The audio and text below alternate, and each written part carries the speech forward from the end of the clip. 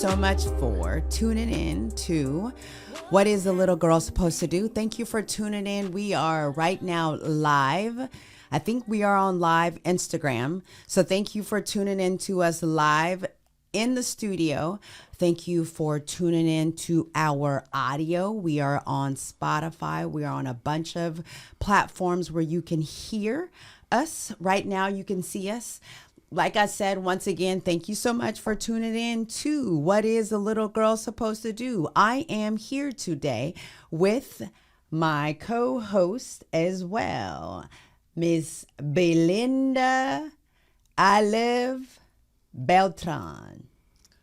And thank you very much for listening or looking at the podcast. We appreciate all the viewers and the people that is following us that want to see more of us. And we are here. We took a short break and we're back.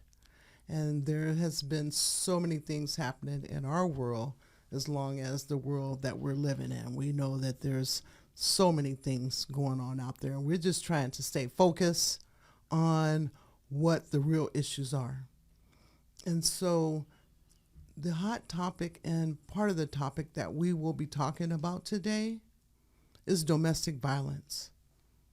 Domestic violence has been on the rise since we have been in this pandemic 2019. It's just been so much anger and hurt and pain and tears. And I don't know why a lot of the domestic violence is happening to the women, their children. But there's a story, this is a hot topic. This has been in the news, and it's just so sad. It has made us, it's just unbelievable, the things that has happened. But I wrote a poem. I could not go to sleep the other night. I could not go to sleep because Meshay and her daughter, Meshay, her last name is Melendez, and her daughter was Layla Stewart. This was a mother and a daughter. Meshay was 27 years old, and her daughter was 7 years old. And Meshay was in a relationship, but the relationship wasn't working out because of the domestic violence. And she wanted to leave, but she needed protection. She obtained a restraining order. And what has happened is unimaginable. But I wrote this poem just on the 24th. 5:30 in the morning, I couldn't go to sleep. I was thinking about the family. It's just so hurtful. It's just so, it's so deep down inside my soul because I survived domestic violence. My daughter survived domestic violence. And we know that domestic violence, a lot of times when the women decides to stay in the relationship, it's because of fear. We're scared because of the threats. When someone say, I'm going to kill you, kill, that's a big word. And it goes deep in who wants to die? Somebody going to tell you they going to kill you. And so it's just so hurtful.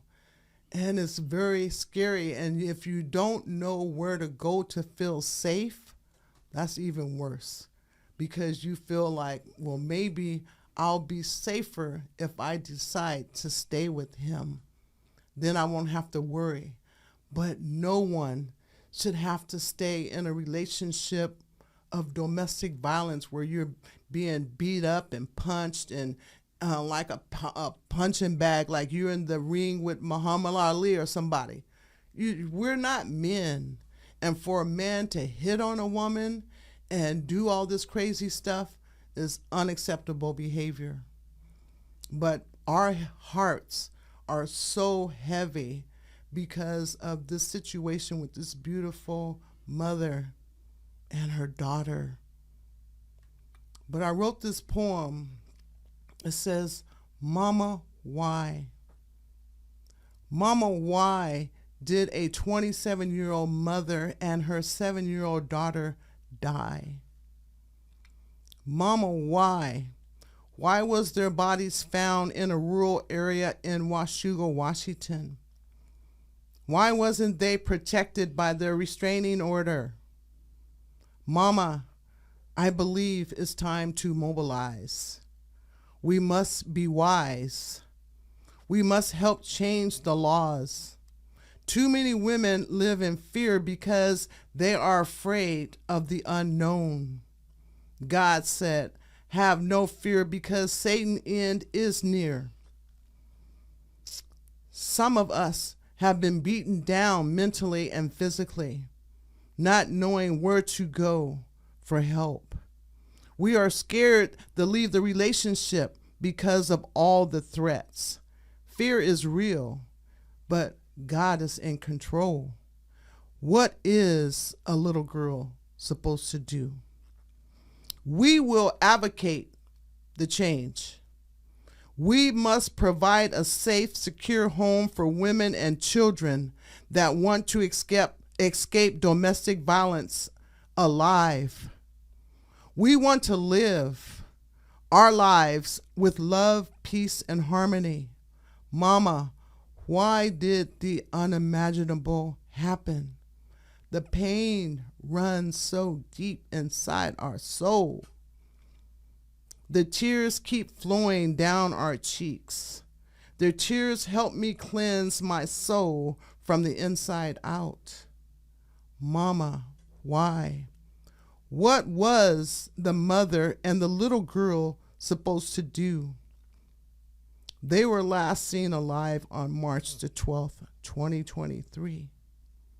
But their bodies were discovered in Washougal, Washington on Wednesday, March the 22nd, 2023. We're sending prayers into our universe. We're asking God to protect our minds and give us peace. Give us strength to get through this difficult time. What is a little girl supposed to do? Well, one, LaShonti and Balinda, we're going to do what we can, and we want everyone to mobilize to help in ending this fear and this violence against women. It's not fair that we go through so much in this life. And this is some of the end results where we're losing our women, we're losing our children to this unnecessary violence. I know there's a lot of mental illness going on in this world, but if there's mental illness going on, people need to get the help, the proper help, because that is the only way we're going to be able to heal. We have to get to the root of the problem. And there's a lot of people that's suffering and haven't dealt with what is making them feel anger and want to kill and do all this stuff and murder. This has to stop. We cannot continue living in this world with all of this unnecessary violence. I know people think it's necessary because they've been wronged, but a lot of us has been wrong. We don't feel that going out murdering someone and killing someone, that's not going to solve the problem, because when you kill one person, you're killing a whole family. You're killing the friends, the community. You're not just killing one person. You're hurting everyone, and that affects all of us. So we want to promote love, and all this anger, it has to go. It has to go. So I will let my daughter speak her piece. And then I'll And when you say some people, they're scared, Yes. like they're scared, like give me an example, because I know when you was with my dad, Yes. and I was just talking to you the other day. Thank you for, I don't want to mess up her name, but I remember that they owned a grocery store. It was Sam and Ollie's grocery store that was on 15th and Prescott. I used to work Okay. for Sam and Ollie during my younger years when I was a teenager. And she was an amazing woman. I remember. Thank her you, too. Barry. Barry Oregon. You know, that was your mom. And your mother was no joke. She was a little bitty woman, short, but she didn't take no stuff. And I'll let my daughter. I remember her. Yes, yes. And I remember that we went over to her house, and I remember my dad was upset, and Muhammad was a baby. Muhammad was a baby, and he was in diapers. And I remember, I think my dad wouldn't let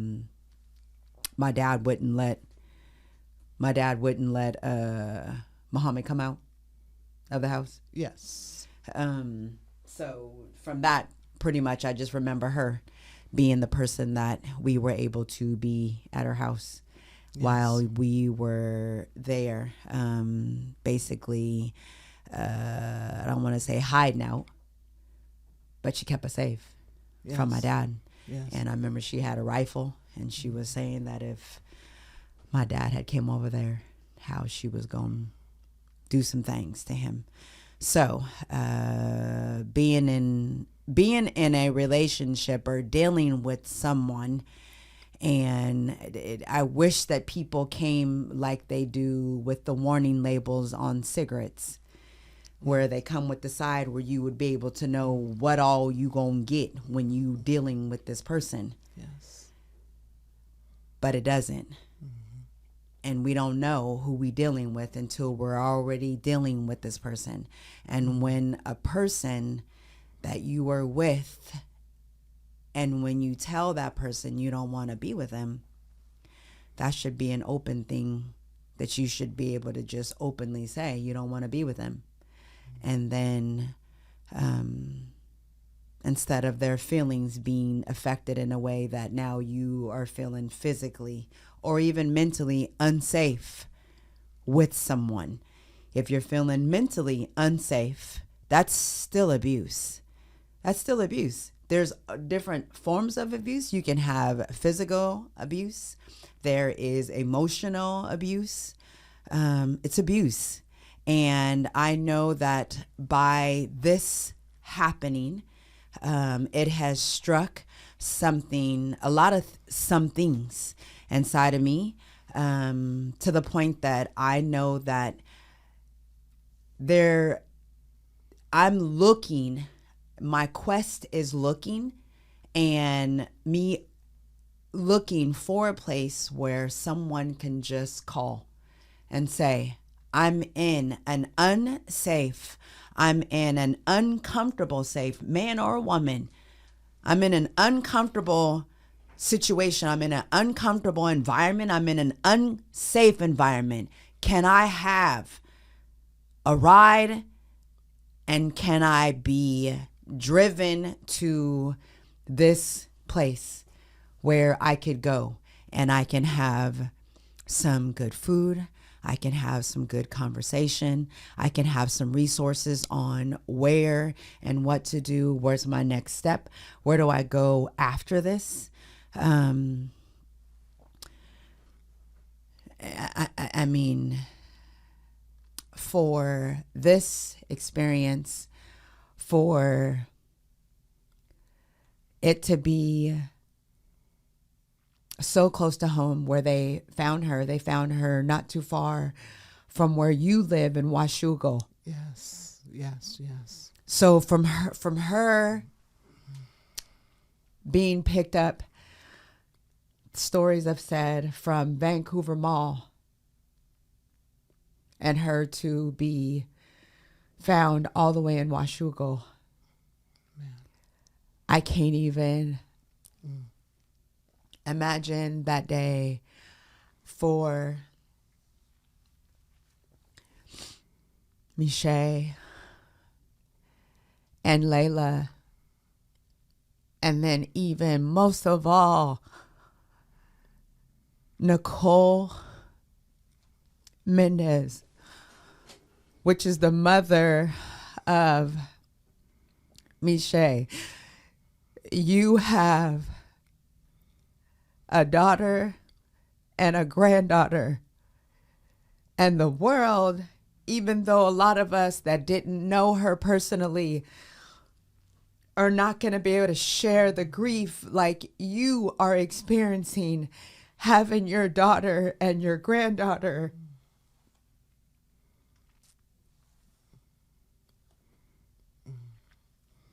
Man.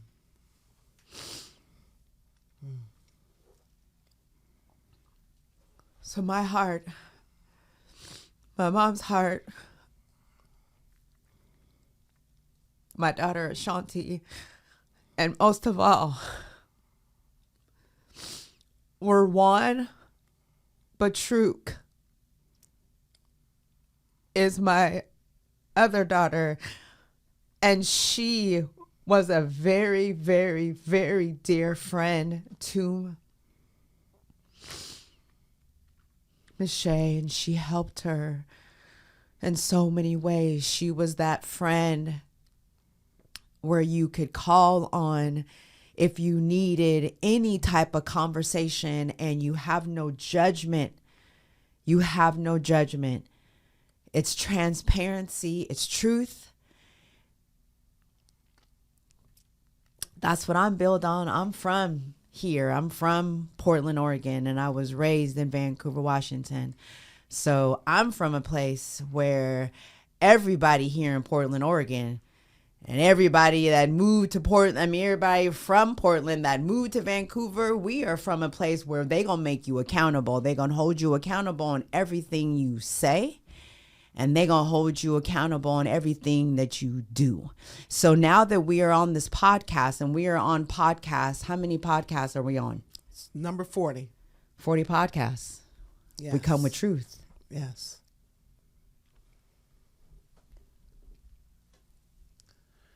And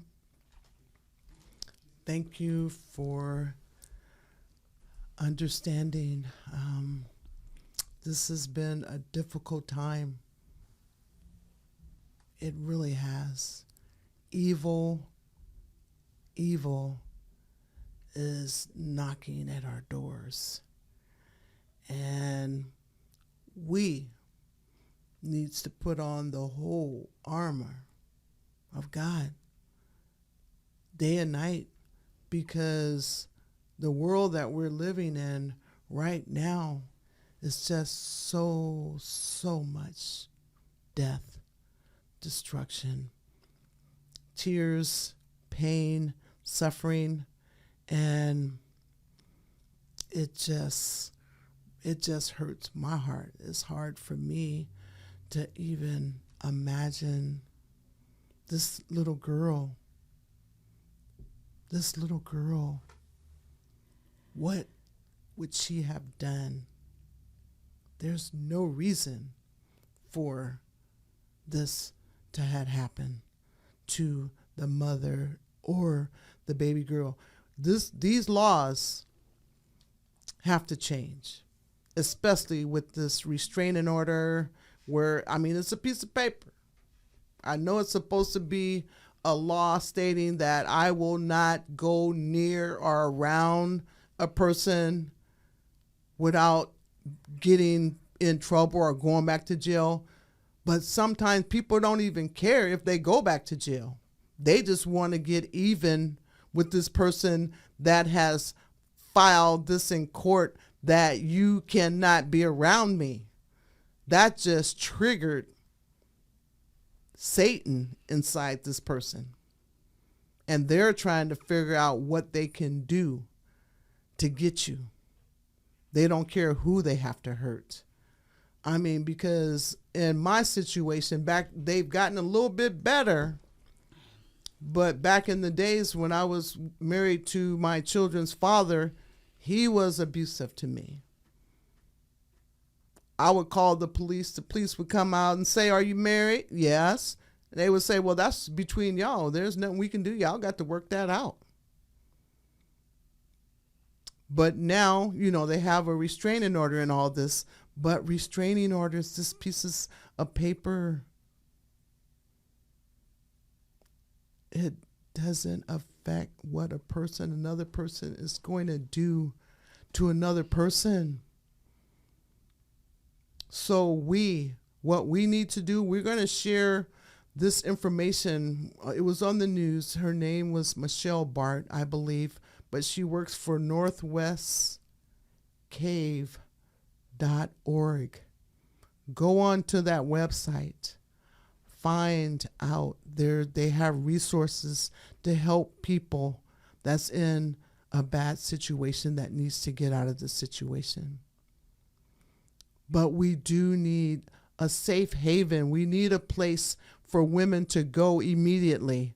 There should not be a waiting list, because when a person is in an emergency situation, that means 911, that means immediately. You have to get out of this place, because waiting on a waiting list that could be a person's death. So we is going to have to mobilize and just come together as a community, and especially women. Women, we are a force not to reckon with, because when we want something done, it's going to get done. So women, we need everyone. Women, girls, men also. We need everyone's help. We need to be safe. We do not need to live in fear. God said, have no fear, because the only one you're supposed to fear is God. No human being. But I know it's hard, especially if a human is telling you, I'm going to kill you, and they stronger than you. But no one should have to deal with anyone threatening them, making their life unsafe, shooting at them and all this other crazy stuff is crazy. I know back in the days, my mom, she had to go through this with my father. He shot through the window, almost killed them. We ended up going to, at the time, we had a place called the Mother and Children Home, where the mothers and the children were able to go. I don't know if they still have those homes over here in Portland. But under emergency situation, you didn't have to wait on no waiting list. You just went to the place and you were protected forever, how long you needed to be protected, you and your children. So I will let my daughter, she speak. Mm. So I just want to give my condolences once again to Meshay and Layla, and to Nicole for Meshay and Layla. To me, it's been hard, so I can't do too much. I can't be doing too much talking on the camera. I'm super apologetic. So I'm gonna keep it very short. But like I said, I appreciate everyone tuning in and watching. It's been a journey for me and my mother. We appreciate everyone that has subscribed. We appreciate all the likes. We appreciate all the follows. Trust and believe me, with everybody here watching and being a part of the podcast has helped so very much. And we're hoping that it helps spread the word, the message, more than just talking, getting involved in organizations that's about action. But thank you once again for watching. Thank you, thank you, thank you for all the compliments. Thank you for all the messages. See you soon. Thank you. And I just wanted to show a picture of Meshay and her daughter. I was able to get this off of Facebook. This is Meshay. Beautiful, beautiful girl, beautiful. And her daughter, Layla. Here's Layla. And we're going to get through this. This is a tough one. This is tough because it's been happening so much. But this has hit home, and it just breaks my heart that the family, our community, and all of their loved ones is dealing with this overwhelming pain. And I wrote a poem, It's Okay to Cry Like a Baby. It's okay to cry like a baby. God created our tears to help cleanse us from inside out. When you cry, just let it go. Let it go as long as you need it to go. Because once you're finished crying, I mean, sometimes it get to the point where you don't have any more tears left. It's like a drought. You've done all the crying, and it's done cleanse you from inside out. But it's okay to cry like a baby. And we just want to thank you again for tuning in to What is a Little Girl Supposed to Do. But we plan to go to the site. We're going to have a memorial. It may have already happened today, but we are going to go to the site where they were found. And it's been tough. It's been tough. We love you. God bless you. And be safe. And do what you can to help your fellow man. Because God didn't just put us here for our own little selfish stuff. If you can help somebody, do it. Help them. So important. Because we love. We love. God bless you on the rest of this journey. Thank you.